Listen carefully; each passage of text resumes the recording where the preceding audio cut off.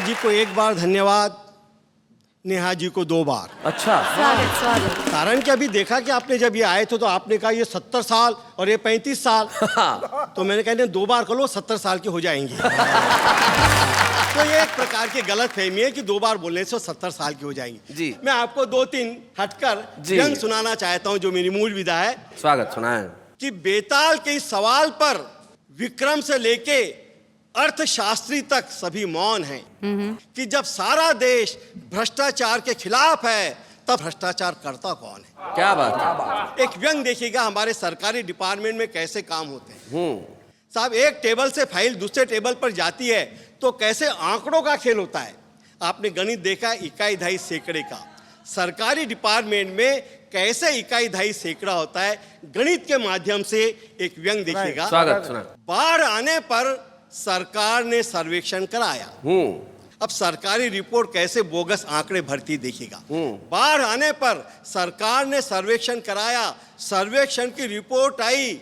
Report थी कि एक बाढ़ आई। अब दूसरा टेबल, एक बाढ़ आई, सैकड़ों जाने गई। क्या बात। हजारों घर बहे, लाखों बेघर हुए, करोड़ों का नुकसान हुआ, अरबों की मदद चाहिए। क्या बात है, वाह वाह वाह वाह, बहुत अच्छा। नतीजा, अरबों की मदद मिली, करोड़ों जमा हुए। वाह।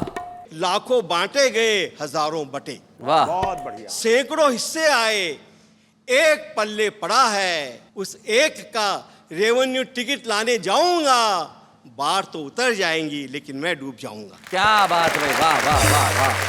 एक और छोटा सा व्यंग। जी। ईमानदारी सिर्फ आज भी बाकी है तो बेजान चीजों में। क्या बात और है। बेजान चीजों में ईमानदारी कैसे बाकी है देखिएगा।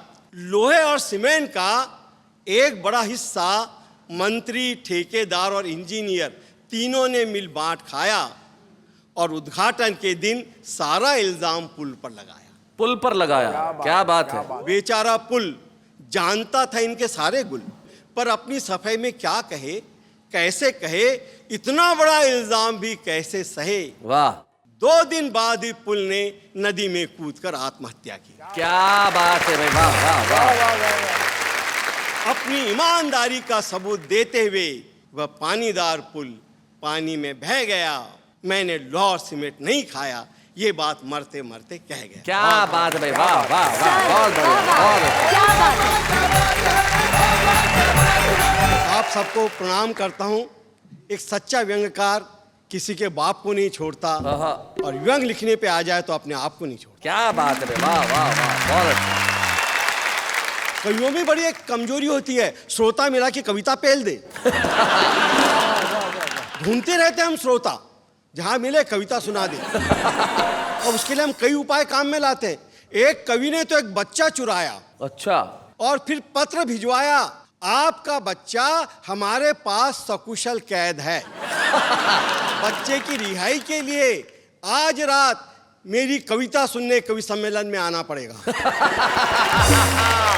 बहुत अच्छे। कवि सम्मेलन के बाद बच्चा घर लौटा देंगे।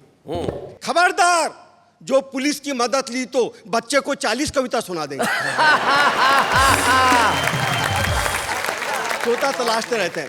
अभी मकर संक्रांति पे तो हमारे कवि मित्र अपने पतंग पे मुक्तक लगा के उड़ाता है, इसके बाप की ताकत ने काट लेगा।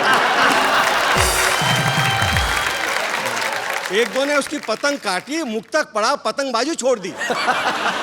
और यह रचना मैं आपको सुना रहा हूं, कवि नियोजन। और यह रचना मैं शैलेश जी को समर्पित कर रहा हूं। जी। जब आदमी का दिमाग आधा खराब हो जाता तब वो कविता लिखता है, और दिमाग पूरा खराब हो जाता तब वो कवि सम्मेलन भराता है। उस दिन हमारे ऑफिस में परिवार नियोजन सप्ताह मनाने की बातें चालू थी। अचानक मेरा दिमाग जो हमेशा आधा खराब रहता है उस दिन पूरा हो गया। मेरे से मुंह से निकला, एक कवि सम्मेलन रख लो। ऑफिसर बोले पैसे बहुत लगते हैं, तो मैं बोला लोकल कवि सम्मेलन रख लो। बेचारे लोकल कवि तो चाय पीकर ही कविता सुना दिया। साहब, मैंने दूसरे दिन अखबार में छपा दिया कि आज 9 बजे परिवार नियोजन का कवि सम्मेलन होने वाला है। मैं समझा कि हजारों की संख्या में पब्लिक आएंगी तो परिवार नियोजन का प्रचार होएगा, मुझे प्रमोशन मिलेगा। पर वहाँ सिर्फ 200-250 आदमी आए थे। मैं माइक पे अनाउंस किया, जो कवि उधर उधर बैठे हैं कृपया मंच पर आओ। वाह, मेरा इतना बोलना था, 250 में से 225 आदमी उठ मंच की ओर भागे। 225 आदमी उठ के मंच की ओर भागे। मंच पे बैठने को झगड़बा लागे। सामने 10-15 श्रोता बैठे थे। मैं दिल में बोला, इससे तो आपा श्रोता सम्मेलन भराता तो ज्यादा फायदे में रहता। मैंने उनसे कहा, मैं इतने कवियों से कविता नहीं पढ़ा सकता, तुम अपना नाम लिखकर दे दो, मैं लॉटरी सिस्टम से 15 नाम निकालूंगा। कवियों की पर्चियां आ गई, मैं उसको गिना तो 1325 भरी। मैं बोला, परिवार नियोजन का कवि सम्मेलन और नए कवि पैदा हो रहे हैं। तब मेरे मित्र ने बोला, ऐसी बात नहीं है, एक एक कवि ने अलग अलग नाम से 10-10 चिट्ठी डाली है कि कहीं ना कहीं नंबर लगेगा। बहुत अच्छे। जब मैंने 15 नाम निकाले तो वो कवि तो खुश होके भांगड़ा डांस करने लगे। बाकी का कवि मेरा गला पकड़ लिया। बोले, तुमने बुलाया है तो कम से कम तुमको तो सुनना ही पड़ेगा। बोला, ठीक है भैया सुनाओ, पर तुम मंच पे नहीं माओगे, नीचे लाइन लगाओ। देखते देखते कवियों की लाइन लग गई। मैंने उनको डायरेक्ट बोला, कोई भी कवि 1 मिनट के ऊपर कविता नहीं कहेगा। और उनको कहा, भाई साहब मैंने 15-20 चाय पान के पैसे सैंक्शन करवाए हैं, तो तुम चाहो तो एक एक घूंट चाय की पी लो।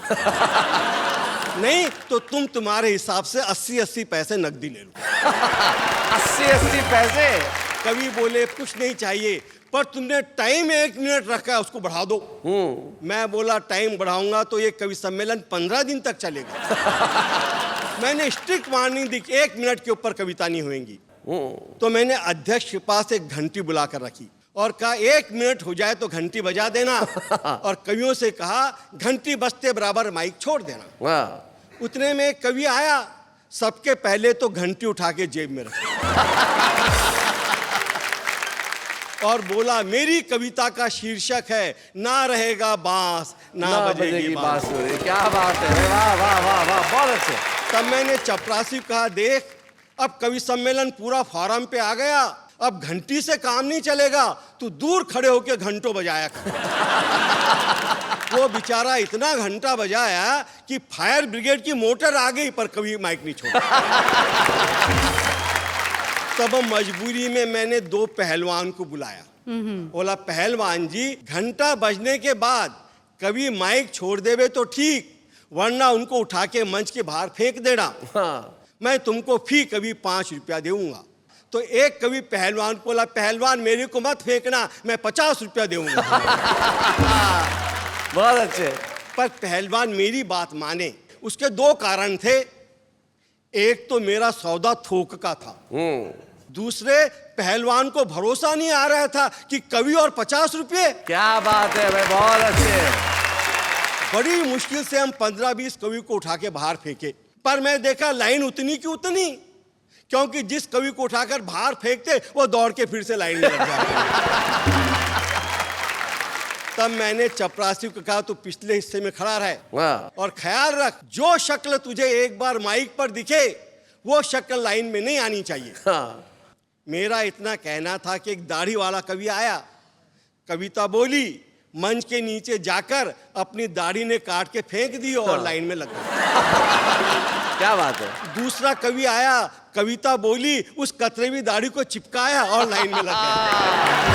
क्या बात है। मैं समझ गया लाइन में कुछ न कुछ मिस्टेक है। मिस्टेक। मैं लाइन की चेकिंग करने गया तो क्या देखता हूँ, उस लाइन में 4-5 बच्चे 6-7 साल के भी खड़े थे। मैंने एक बच्चे से बोला, क्यों रे, तुम भी इस कच्ची उम्र में कविता लिखते हो? बोले, नहीं, हम ऐसा गंदा काम नहीं करते। कविता तो हमारे अंकल लिखते हैं, पर वो चाय पीने को बाहर गए तो नंबर लगाने के लिए हमको बैठा।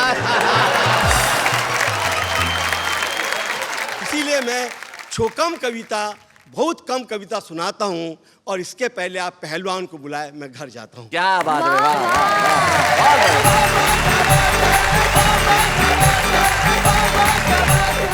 ऐसे और भी मजेदार वीडियो के लिए हमारे चैनल को लाइक, शेयर और सब्सक्राइब करें।